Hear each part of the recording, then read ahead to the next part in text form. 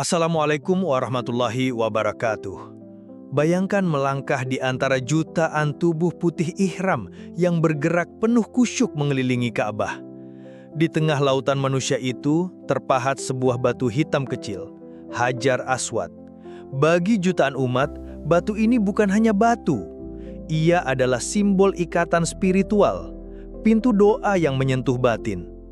Tapi bagaimana jika ada seorang profesor yang sejak awal tak percaya satu pun atas yang tak bisa diukur? Seorang ateis arkeolog berambisi membuktikan bahwa Hajar Aswad hanyalah meteorit mati tanpa makna spiritual sedikit pun? Itulah yang dialami Profesor Zhang Jun. Perjalanannya ke Mekah bukan hanya pencarian data. Itu adalah misi untuk membongkar mitos ribuan tahun.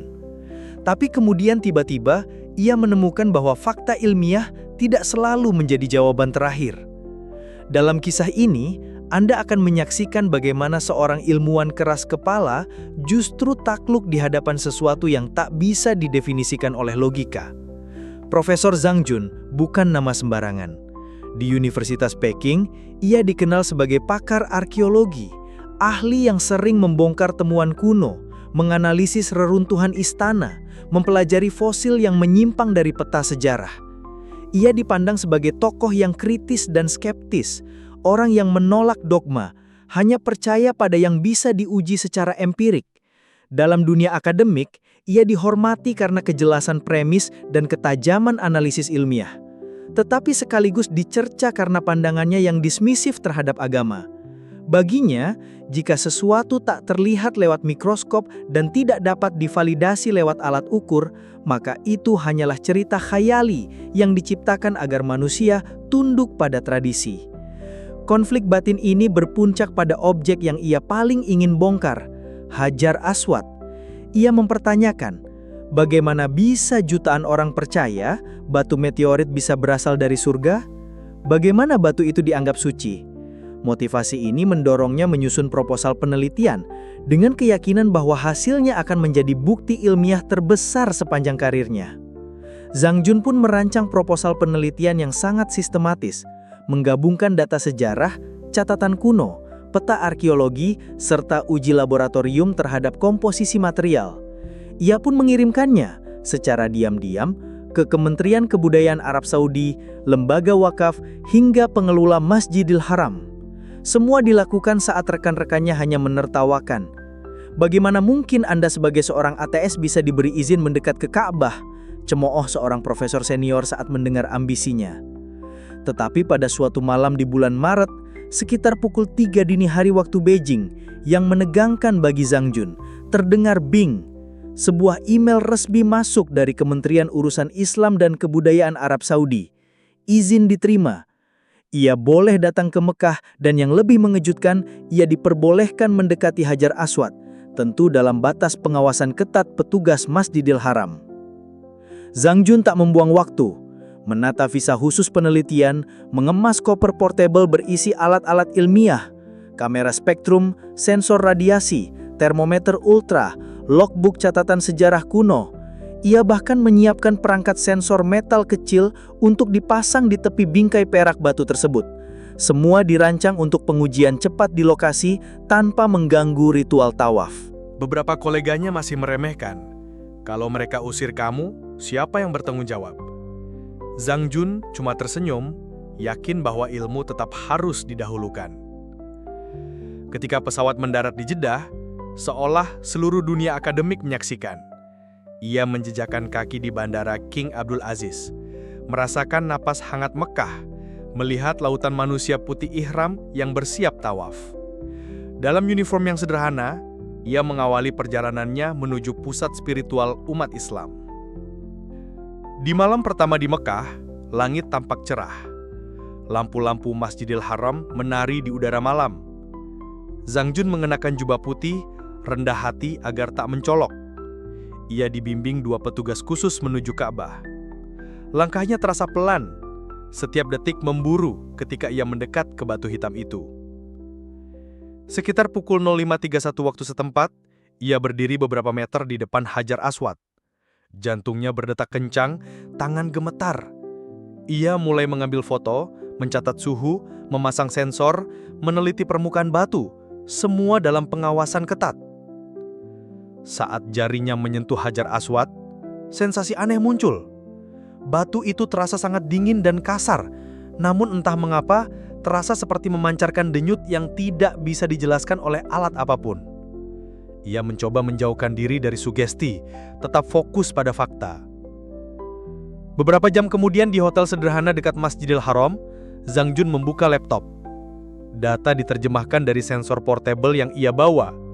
Ia memeriksa. Komposisi mineral batu. Ditemukan unsur nikel, besi, dan zat langka layaknya meteorit. Struktur kristal. Pola sangat rapi dan teratur, tak lazim untuk meteorit biasa. Pengukuran radiasi dan medan magnet. Konsisten normal, tanpa anomali yang mencolok.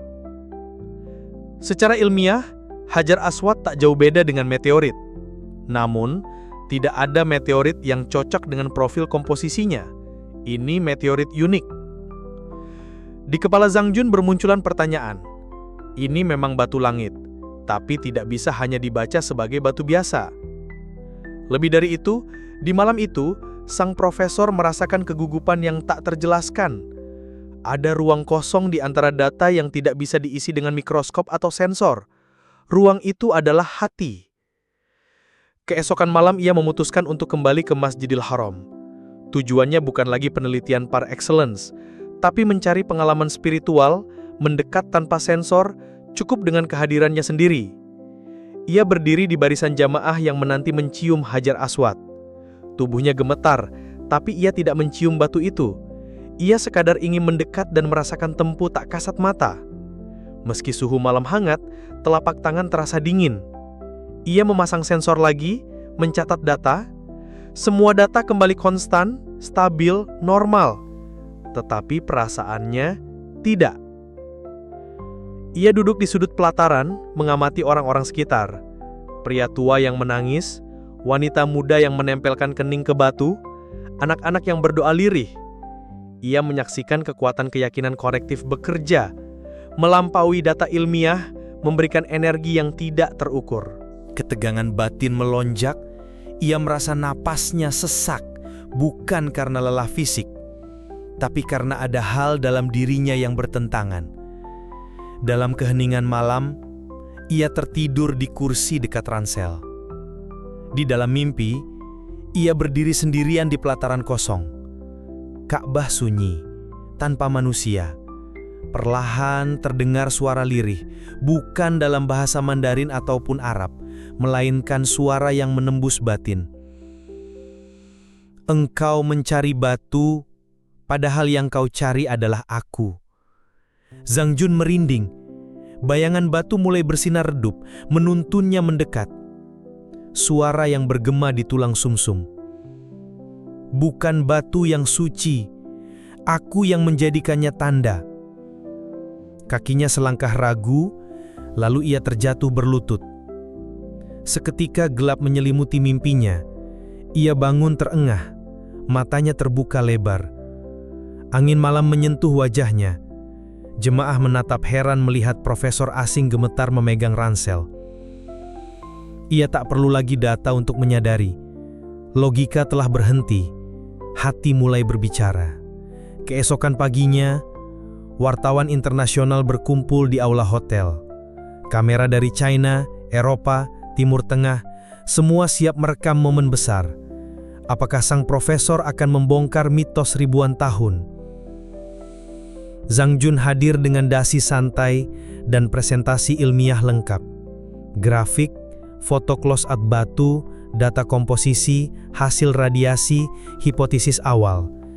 Semua disampaikan secara metode ilmiah yang rapi. Tetapi di slide terakhir, waktu seperti melambat. Dia membuang napas lalu berkata dengan suara perlahan. Secara ilmiah ya, ini meteorit dari luar angkasa. Tapi saya tidak sanggup menyimpulkan bahwa ini hanya batu biasa. Kehidupan konferensi mendadak hening. Para wartawan menunggu lanjutan. Dia melanjutkan. Data saya berhenti pada angka, selebihnya tak bisa saya jelaskan dengan sains. Sisanya, jawaban hati masing-masing. Saya tidak bisa membantah keyakinan orang yang menyentuh, mencium, dan merindukannya. Suasana berubah. Sebagian wartawan kecewa, sebagian terdiam terharu. Jadilah konferensi itu bukan panggung sensasi ilmiah, tapi pengakuan personal bahwa batas ilmu tidak selalu menghapus keyakinan. Setelah itu, Zhang Jun menghilang dari sorotan publik. Kantor Fakultas Arkeologi jadi kosong, ruang kerja sunyi. Ia tak mengumumkan apapun. Ia memilih menepi. Hari-harinya ia isi dengan membaca, bukan jurnal ilmiah, melainkan terjemahan Al-Quran yang dibawanya diam-diam dari Mekah. Beberapa bulan kemudian, kabar samar terdengar di lingkaran guru besar. Zhang Jun menyerah dari tugas mengajar, menutup laboratorium riset pribadinya. Ia bertemu seorang teman lama, profesor Muslim asal Malaysia. Tanpa sorotan media, tanpa status publik, ia mengucap 2 kalimat syahadat. Ia kini Jun Zaid. Namanya disebarkan hanya melalui lingkaran terbatas. Bagi dunia akademik, ia tetap misteri. Namun baginya, inilah titik balik hidup. Dari pemburu data menjadi pencari makna spiritual. Beberapa tahun kemudian, Jun Zaid muncul kembali, bukan sebagai profesor arkeologi ternama di Universitas Peking, tetapi sebagai pendiri Pusat Perhatian Peradaban Islam di pinggiran Beijing. Di sana ia mengajar sejarah Islam, astronomi dalam Al-Quran, kisah Nabi, dan hubungan antara ilmu pengetahuan dan spiritualitas. Di rak lemari ruang kerjanya masih tersimpan sebutir batu hitam kecil. Potongan kecil Hajar Aswad sebagai referensi meteorit. Ia simpan not sebagai trofi, melainkan sebagai pengingat bahwa kebenaran tidak selalu berbentuk angka, grafik, atau makalah akademis. Kadang dia ditemukan oleh hati yang suci. Kini, Jun Zaid bukan lagi pembongkar mitos. Ia menjadi jembatan antara sains dan iman, antara data empiris dan pengalaman batin. Kisah ini mengakhiri satu pertanyaan. Apakah ilmu bisa mematahkan iman? Atau justru iman bisa memberi makna pada ilmu? Zhang Jun datang untuk membuktikan batu hanyalah batu. Namun akhirnya ia sadar, ada bagian dari kenyataan yang tidak bisa dijelaskan hanya oleh logika, hanya oleh hati yang terbuka.